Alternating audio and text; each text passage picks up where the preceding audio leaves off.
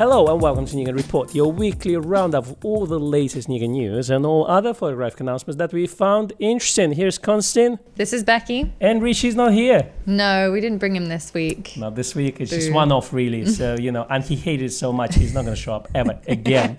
A bit of news. Little bit of news. A new announcement from Nikon just this week. We now officially have a ZFC, a retro-styled DX mirrorless camera.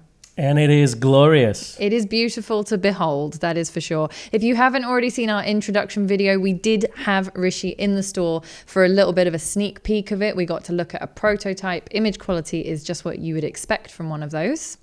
Yeah, we touched it, we held it in our hands. And even up to our faces. And even pressed a shutter button. We did, yeah. ZF was what I wanted it to be called. It's called the ZFC. For classic? Let's stick with that, shall we? Yeah. Let's say that's what it stands for. ZF Classic. Rolls of the tongue. And in my brain, it's got the right place there. Yeah, exactly. So, 20 megapixels. Small body without a grip. That's right. There will not be 3 different colors. There will be more than 3 different colors, but not in UK or Europe or United States, only in Asia. That's right. So apparently, although as yet this is unconfirmed, there is a proposal to have multiple different colors in Japan and Asia. We will be just having the regular chrome body with the black leatherette. It is coming with 2 lens options. We've got the 16 to 50. And it's also special edition. It's in chrome. And then we've also got the lovely 28mm f2.8, not pancake, but it is designed like a manual focus AIS lens. But that one is amazing. It actually reminds me of all AFD lenses, the focusing ring, the rubber on the focusing ring.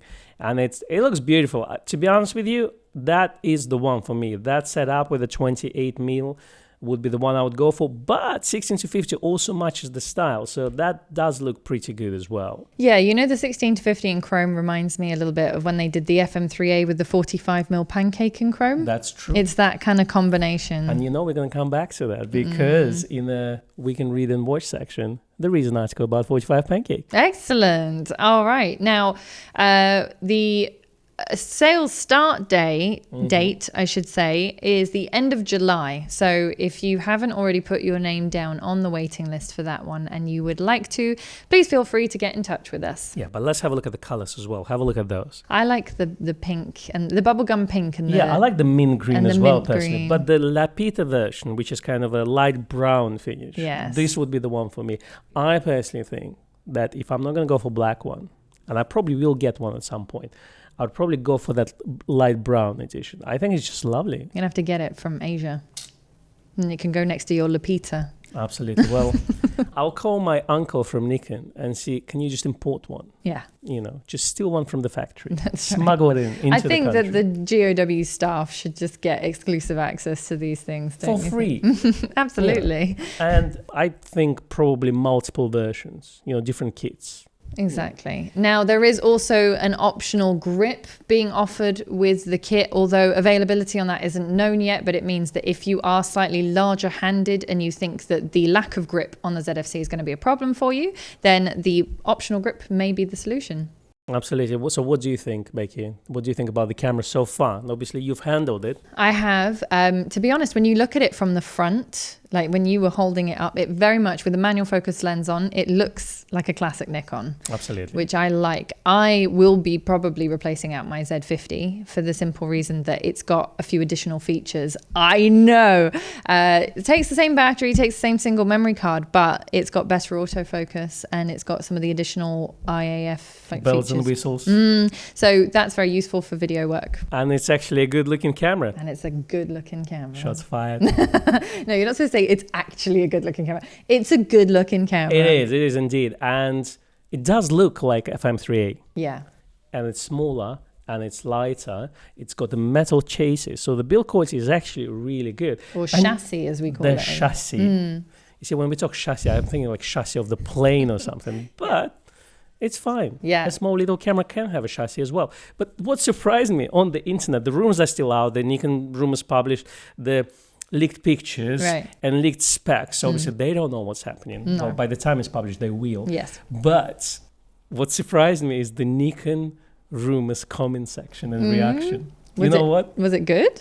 They loved it. Really? Yeah. Wow, that's amazing. I'm speechless. They loved it. I was surprised. The positive feedback, people literally saying that I thought it's going to be a rubbish, and I really hope it would look less attractive. But it feels like I have to pre-order one now. Yeah, nice problems to have. That's the thing. And Nikon rumors comment section could be a very dark place. You really have to brace yourself just to get in there. I normally wash my hands, brush my teeth, and then I go into that section. And then you put on a robe. Exactly. And then I have to do the same thing again, just after leaving it. Yes. Yeah. But surprisingly, it was all sunshine and rainbows. Amazing. Love it. But a part of this, obviously, they loved it. I personally loved it. So, and I think I'm going to get one. I like 16-50. It's not my style. I prefer 28 f2. But I also think that they should release 18mm f2 lens DX. It has to be, because that would be equivalent of 28mm prime. Yes. Because 28, the one that is SE, is effectively equivalent of what? About 42mm or 40, as we would call it. Exactly. And it is a full frame lens. So if you do end up buying a ZFC with the 28mm, you will be able to use that lens on your full frame Z cameras, which is another reason for me for getting it. Well, that's the thing. And as far as we're aware right now, it's not being sold separately, isn't it? No, not the special edition. I don't believe will be sold separately. Separately. The lens is not being sold separately. The only way to acquire it right now is actually purchase it together with the camera. You can't buy it separately. You can't just say, "Oh, can I have that 40mm thing, 28mm?" 28mm. Exactly. So what I am thinking though is that we will see a 28mm because they announced they were developing them. We'll see that. We'll see that with the 40 That's the thing. In non-retro vintage style. But I would be all over retro. I think the retro is the nice looking lens. I prefer it over just the standard lens. But coming back to 18f2, it needs to be, because small camera, 28mm focal distance equivalent would be nice to have for street light photography. It's just, for me, this is a lens. I know a lot of people like, let's say, 35mm focal distance. And that's where the 28 should be close enough to that. But having this 18mm f2 or 2.8, small and light, pancake style, not very expensive, I think if they would release one, a lot of people would buy it. Yeah, I would be definitely after that. It's a focal length that I like very much. So if you have any other ideas or thoughts of lenses that you would like to come out for this camera, please feel free to drop your comments below and we'll have a read of them. Fantastic. And then DC Live, which is a Japanese news camera blog, reports that actually announcements, which is on 29th of June, which is in the time of recording this tomorrow, is also a Nikon's 157th ordinary general meeting of shareholders. So they all meet together and Nikon says, "This is what we got. This is what we got." Nice. And the stock goes straight to the moon. To the moon, people. Very nice. Nikon rumors still expects Z30 to show up shortly after that. I don't think it will happen that soon, personally. No, I agree with you. Although it does still need to happen, I think that an entry-level mirrorless camera that is below £500 makes a lot of sense, just generally for Nikon as a brand. But I don't think it's going to happen very soon. The couple things I can think of that may delay the release of that 30. First of all is semiconductor shortage. So basically the chips are out of stock, and that's basically hammering at the moment the productions of D3500 and D5600 cameras. For sure. So effectively, they probably will use very similar semiconductors in Z30. That's thing number one. Thing number two is the sensor. They can potentially use Z50 sensor or ZFC sensor, which is probably the same or maybe slightly different version of the same sensor. But potentially, we may think that it may be too expensive to manufacture as well. So potentially. It just comes down to those several things. But then you'll need a different sensor.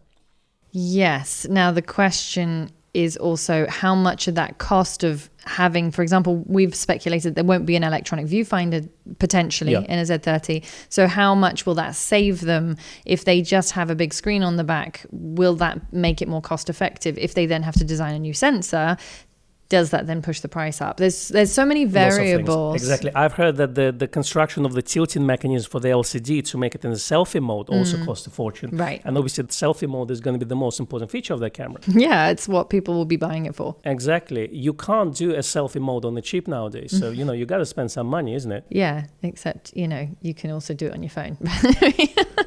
Well, I didn't think of that. But for vloggers, influencers, and those types, yes, for sure, having an entry-level camera that has that very angled or tilt screen monitor is an important thing. Absolutely. Tom Hogan published an article the other day, and he said, well, look, there's a dilemma that all companies have nowadays.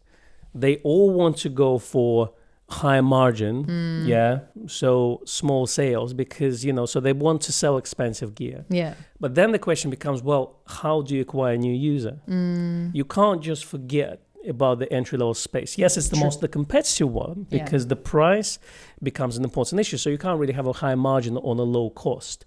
But it also moves the volume, introduces the people to the new system. A lot of companies tend to forget that. So it is quite important to consider those factors and, and to definitely announce the camera, something, let's say, we don't need £300 entry level, but maybe something around £500 entry level would be nice to have. Yeah, exactly. And I think people will be willing to pay a little bit more knowing that it is the latest technology. Absolutely. As well, and that they're buying into a new system. Next one up, Nikon UK is currently running a £180 enhanced part exchange offer on the D850 and D780, body only, kit variables, all kinds of options with the D850 and D780. So if you trade in an old interchangeable lens camera, it can be any interchangeable lens camera, it doesn't just have to be Nikon, then you will get, regardless of the inherent value of the item, an additional £180 for your trade-in camera. That's true, and it doesn't need to work. So if you have a nice door stopper, you can just bring it in and get £180 towards the purchase of new D850 or D780. Exactly. We did have someone the other day who sold us, I think it was a D70 in trade-in for a D850 because... And got a whopping £180 for it. That's far more than you get for it anywhere else, that's for sure. Or 185. But we had a live stream last Friday talking how relevant they're still in the current photographic market. Tom Hogan, our friend Tom, our mate Tom, also published an article about it. Yes. Do you think he's actually watching us or are we watching him? I think we're just transmitting those thoughts. Unagi. I would call it wirelessly, but that's the right word for it. He basically says that 780 at price of $2,000 in the United States and was it the D850 about $3,000 in the United States are still a very competitive cameras.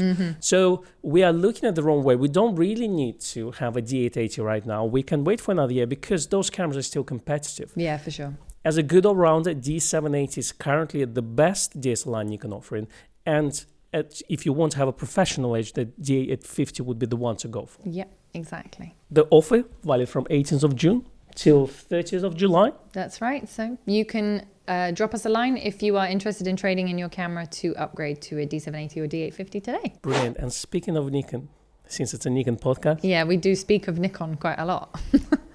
Just so you know, the Nikon has started to ship their lenses. Last Thursday in UK, the new macro lenses that they've announced a couple of weeks ago. We received the 105s and 50th. No, don't say that. We did. And they all went out. They arrived, we opened the box, then we sealed it and we shipped it straight to the customer. So, okay, I have to, this is a lot of what I've done this morning, which is why I'm like this. So we've had so many orders, and obviously Nikon said, thank you for all your orders, and please bear in mind that we won't be able to fulfill any orders that come in after the fact now, right? They said that. They did. We ordered plenty. So if you've already paid for your order or you put yourself down on our waiting list when the announcement came out, we ordered enough to fulfill your order. So please don't worry. Your order is with Nikon, right? Yeah, exactly. So it is just a matter of them shipping us enough that we can obviously deal with all those people. I can't mention numbers because technically I'm not allowed to, but it is a lot, and we are taking care of you as best we possibly can based on the stock that's coming in, but we will absolutely get you your lens if you're waiting as soon as possible. Absolutely. With photography industry nowadays, the same as watch industry, if you're in a line for a new Rolex. You probably might need to wait. I'm not saying that Nikon is new Rolex, but I just did. But you kind of did, yeah. But unfortunately, with a lot of things, you may need to wait quite a bit. It's not just Nikon, I'm afraid. It happens to Fuji, to Sony. Do speak to the dealer that don't just sell Nikon, and they will tell you exactly the same. That's what we hear from our customers who use different systems. Yeah. So it is, unfortunately, the new reality. Yeah, it's more like kind of not quite made to order, but certainly I would expect a lead time for most new products these days. It's gone are the days when you can just walk in and pick something up off the shelf just because of everything that's happened over the last sort of year and a half. Absolutely. But without revealing the figures, we're going to say that 105 is definitely the most popular lens at this moment in United Kingdom, and then 50 is just right after it. It is. By the way, I want to ask you about the 50 lens. Yeah. So you Me. got one yourself. I did. Did you check Instagram this weekend? I did. The only time that I actually sat down with everything else that was going on to do anything, I posted some pictures from the 50 on my stories. I love it. Yeah. I really love it. The only situation where I felt like a 105 would have been more useful is when I was taking pictures of bees. Obviously, you have to get quite close to them with the 50. Did you bump into them? Or, No, wasn't that bad. No. Oh, sorry. No, it was more that with very skittish creatures, you're not able to get that close. So in those situations, the 105 would be great. Listen, if that's what you do, if your daily photography is butterflies and bees and anything that's going to, escape quickly, then go for the 105. But the 50 is such a capable lens. The depth of field is blazingly shallow and so sharp, even wide open. So you have to stop down quite a bit. Yeah, and I love that because I love those kind of ethereal sort of flower pictures where you have everything else out of focus except for the flower. So I kind of did a lot of that, and I didn't get to go anywhere to do macro this weekend. It was literally just in my garden. So it was great. I loved it. Yeah, you didn't want to photograph the cats in the big cat sanctuary with a macro lens? Not with a macro. No. I think for that, longest lens possible. You see, I always believe that communication is the key. And if you speak to the bees or the big cats and ask them politely to just wait for you to take the shot, they would listen. Well, that's a nice theory. I did apologize to a bee for scaring him while I was trying to take a picture. But I will say I've often shot, I had the 55 and I've had the 60. I've always had that kind of focal length in my macros. I've used the 105 and the 200 and the 70 to 180. But the lenses that I've always owned have been in that focal length. So I'm quite used to it. Well, I thought it was the case. At least my couple of therapists said that. But, let's not go there. Well, communication is key. Ridiculous. If you can't decide between the 50 and the 105, and don't take my word for it, have a look at Rishi's videos. He has actually talked about both lenses in depth on 2 separate videos. And also Richard Wong has done a YouTube video comparing the 2 lenses. So definitely worth having a look at those. Fantastic. Next one up, Nikon released firmware updates for 3 cameras this time. Z7, Z6 and Z50. Very nice. All of them correct the bug introduced via previous firmware. This version of the firmware fixed an issue that occurred after the previous firmware version that sometimes amplified the sounds generated by the aperture mechanism when zoom or focus rings were rotated on certain F-mount lenses connected via an FTZ adapter. Fantastic news for everyone. Well, I can't say I ever noticed, but... I've experienced this feature several times. Really? In my dreams. Oh, okay. But it's good when there is a bug. Yeah. Then they correct it. They do. ASAP. To get out the fly spray. Absolutely. The next one up will be interested to our United Kingdom users, Nikon photographers. So we're going to talk about Nikon Professional Services starting from scratch. Yes, so Nikon Pro Services, for those of you who are already registered, you will have recently probably received an email communication from the head of NPS to ask you to re-register. The simple reason for this is that they noticed they had, and this is partly speculation, and also from talks with various NPS staff, there have been obviously hundreds, if not thousands of people registered with NPS over the years. And it sort of transpired that a lot of those people were no longer professional photographers and they were perhaps not taking advantage of the services. So in order to streamline the NPS service here in the UK, they've asked everyone to re-register just to make sure that they fit the criteria. This, as far as I know, includes 6 pieces of professional gear. Yeah, this list is being updated every year. So some of the equipment, like let's say G2X camera, is no longer eligible for NPS services. Yeah. So generally what they want you to do is just re-register, put your equipment in, and it's all good after that, isn't it? It is. It's very simple, and it does mean that you can take advantage of NPS services, which obviously have been quite quiet over recent years with various restructuring. In the US, obviously, they had a very new set of structures which were paid services. In the UK, it's not paid at the moment anyway. I don't know that it's going to change. If you do need to re-register, we'll pop the link in the description so all of you lovely Nikon professionals can get your service. The next one up is a Nikon-related news. A company called Kenko released a new T-mount adapter Mark II for Nikon Z cameras. What it does, it allows you to attach your Z camera to a telescope. Love it. Apparently, the suggested retail price, including tax, is 5,000 yen. From Japanese, it says it's an adapter for attaching the mirrorless camera body to an astronomical telescope. The inside of the mount has a matte black paint that prevents internal reflection. Compared to conventional products, you can enjoy high contrast astronomical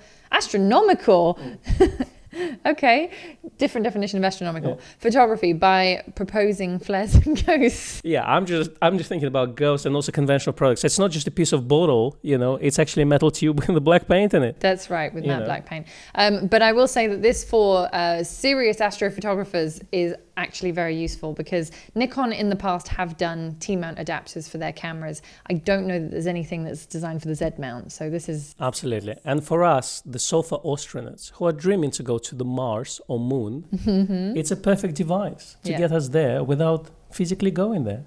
Yes, exactly. Great. Next up, PSA, public service announcement. It should be like, you can add that. Yeah. We have a public service announcement. If you use a Western Digital MyBook Live HDD hard drive. I know, but thank you. Disconnect it now. Just pull the plug. So if you do use a Western Digital MyBook Live, you want to disconnect it from the internet immediately. Western Digital have advised customers to unplug the MyBook external hard drives from the web until further notice, as customers are reporting that their data has been completely deleted. So imagine you have 20 terabytes of photography and video on it with all your memories from 1854, and you wake up and they're not there anymore. Yeah, then that would be a complete disaster. Absolutely. So, you can't put price on it, can you? No. So they are saying that they've determined there is some malicious software that has compromised this particular drive. Just unplug it immediately just to be on the safe side. Absolutely. We're going to talk about backup for photographers at some point in the future. I think you're going to do it while I'm on holiday, aren't you? Probably. Since you were so excited when I suggested it. So I don't have to be here. My advice, have at least a second copy of all your photographs and videos somewhere else, off-site, potentially, so not in your house, somewhere else, but also not connected to the internet. This is the least thing that you can do. The minimum thing that you can do. So we're going to talk about it. Mark your diaries. Soon. Soon. This year. Coming soon. When Z30 is going to be released, we're going to talk about this. NFT Z Mark II. Next up, Leica Phone has been announced by SoftBank in Japan. As you know, Leica is a famous smartphone manufacturer. Yeah, they're great. I've got my lovely Leica right here. Absolutely. Released a new phone. Yeah. We don't really have much data apart from what was in the blog post that we found. So yeah, it's announced by SoftBank in Japan. SoftBank in Japan is like T-Mobile or O2. We don't have T-Mobile in this country anymore. I'm talking to our North American viewers, you know. So let me rephrase. Leica announced a new cell phone in Japan. Okay. Is it good? So we should do a version for the English and a version for the Americans. Exactly. So apparently it's a new phone and it takes pictures. Yeah, and it makes phone calls too. Can you send a WhatsApp? You probably I wonder. can. I think it's got apps. It's got apps? Yeah, it's got apps on it. Abs. Do you automatically get a membership with Magnum when you buy this phone? I think you do. 20 megapixel, 1-inch sensor. It's a 1-inch sensor. That's a big sensor. It's a big sensor. It's a Nikon 1 sensor. Yeah, and it has a 19 millimeter f1.9 lens. Leica? So, well, presumably. Handmade in Germany? Maybe. So obviously other focal lengths will be digital zoom, because it's 19 mm, but that's got to be a super sharp lens. Absolutely. Well, I'm glad that Leica, who is a famous smartphone manufacturer, has released a new phone, and we are looking forward to it. We're looking forward to, yeah, but it's only going to be available in Japan. Just like Nikon Zfc Lapita edition, That's right. it's only available in Japan. And I will point out that it is $1,700. Or Only? 187,920 yen. Well, for Leica, it's cheap, isn't it? Yeah, I suppose it is, yeah. Cool, well, that was fun. That was fun. Justin Bieber purchases his fourth home for almost $1 billion. Discuss. This is the kind of news that we want to hear about. What's next? And that leads us to the point of discussion. DP Review published an article, Full Frame Mirrorless Lens Guide 2021 by Richard Butler. He said, Nikon and Canon's decisions to keep their mounts close to competitors means that they can control the consistency of experience for their users, with less risk of a third-party lens offering substandard AF speed or smoothness, for instance, but with the downside that you're entirely dependent on that company's development priorities and pricing, unless you're happy to take your chances with simple manual focus or reverse-engineered options. So, the article is called Full Frame Mirrorless Guide 2021. Obviously, I ignored all this. So let's talk about opening your mounts to everyone or closing it down. I have actually got a question on this. Tell me. So obviously the manual focus Z lenses that we're seeing now from Seven Artisans and stuff like that, they're reverse engineered basically. That's what it is. So Nikon didn't give them anything. So they just got the camera, a screwdriver, and try to figure out how things work. Right, which is possibly, is that why we haven't seen the likes of Sigma and Tamron and the other guys actually do official mounts? Indeed, and also probably it's a financial decision of the company decided not to sell because maybe the user base is small, which I think obviously is going to change because they've been out for 3 years now, so we definitely saw quite a bit of an uptick in purchase of that mirrorless system. Yeah. My question to you is obviously we have Apple, who is curating their app store, so they're not allowing everyone to get there. So they're trying to carefully go through the approval process and check every app available. Yes. And then you have Android app store where everyone is allowed effectively. It's a free-for-all. So what's good? Is it, capitalistic freedom as Android phone or 1984 as Apple store? The big brother is watching. Now, I do think it depends on the app because I think it's quite important in this day and age, and just to be serious here for a moment, to curate what goes on people's phones. Yes. I think that that's important. I think knowing that there is someone in the manufacturer or like whatever in their develop department that actually looks at each submission and goes, yes, this is not going to completely mess up the software, or it's not going to interfere with the operation of the phone, or it's not going to secretly implant a virus or whatever. And mine Bitcoin. Or mine Bitcoin, or, extract data that it should, and all those kind of things. I think it's important to have that regulated. At the same time, it's nice for up and coming developers to get the chance to put their stuff on a platform. So I think it's good to have both worlds. But I quite like the differentiation between Apple being quite closed and Android being quite open. If you want to kind of test run your slightly dodgy software, pop it on an Android phone. That's for you Android users. We love Android. Can you tell that I'm an Apple user? But I like my apps curated. Thank you very much. Absolutely. But at the same time, another similar example would be, let's say, if you look at the gaming, then you got obviously PlayStation Store and Xbox Store. It's curated, so they're not allowing everyone there. But then you go on PC stores, generally like the biggest platform as Steam, they generally allow everything there. So you have to be a little bit more selective when you go there. But then let's obviously bring it into camera space and talk about Nikon lenses. So obviously as a Z lenses, how many do we have out now? So about close to 20. A lot. Could be wrong, but close to 20. So it's not exactly million apps as we would have on Apple phone, you know. Now we're into million already. It's still a smaller store compared to Android, but there's still quite a few apps there. So would you want to see a new lenses being introduced to the system, not just being Apple and Nikon manufactured lenses? I think it would be nice in a lot of ways, because although I generally just use Nikon lenses, I don't tend to go for other brands. Even with F-mount, I never went for other brands. I'm just a bit snobbish like that. You're not arty person like me. I never went for a Sigma Art or anything. But what I like is the choice of different focal lengths and different apertures that other brands give you, which are maybe a little less conventional. Obviously, Nikon are working on quite a regimented pattern, which we don't have with other brands. They might, you know, suddenly get loads of demand for a 23mm lens and go, oh yeah, that's a good idea, let's make it. While you were saying this, I kind of realized that my analogy with the software stores by Apple and Android doesn't apply to this, you know, point of discussion. The reason why I think it's not applicable, because obviously the amount of lenses that will be released for Z cameras is not going to be into millions. We may get to something like 100, maybe 200 lenses tops in 10 years down the road. Yeah. And in terms of accessories, you know, why not to allow third parties to, you know, to release a GPS unit, or let's say remote triggering system or something like this. Because at the end of the day, as long as it doesn't fry your camera, it should be fine. Yeah.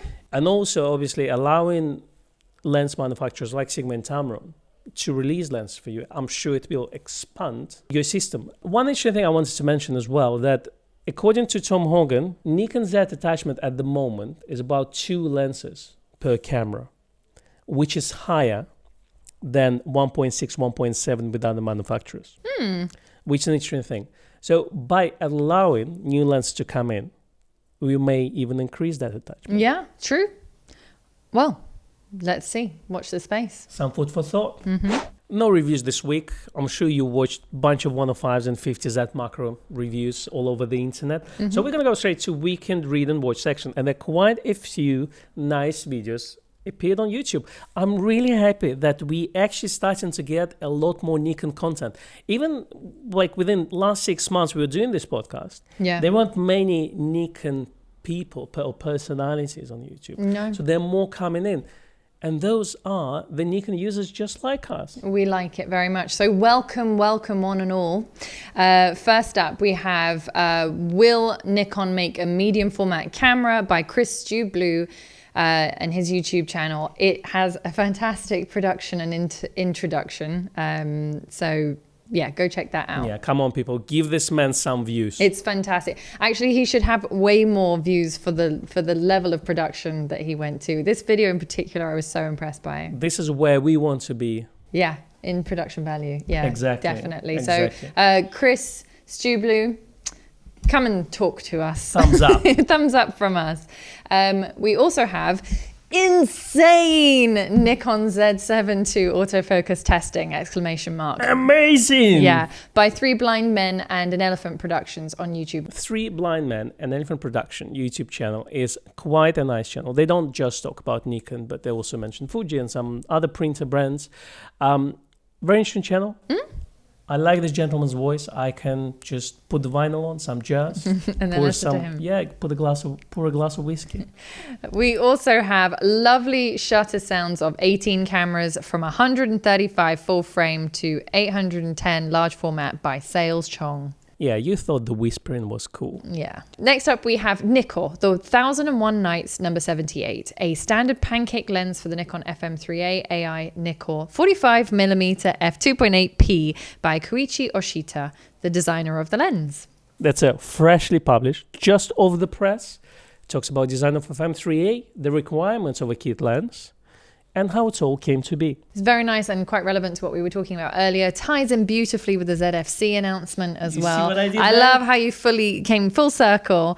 So do go and have a read of all of those articles if you can, but certainly that one for this week. Thank you for watching and or listening. If you would like to give us a like and a subscribe on YouTube, we'd very much appreciate it. Or how about a follow and maybe even a review on a podcast platform. Absolutely. It opens us up to a lot more people because it's so important to bring this all beautiful Nikon information to the masses. Yes, I concur. If you got a rumor to share, email it to media@gracewestminster.co.uk. Yeah. And if you would like to follow us personally, you can find us on Instagram. Yay. And Konstantin on MySpace. Yay. Rebecca_Danese for me and Konstantin Kochkin for him. The Russian. Bye. Bye. What was that? Good.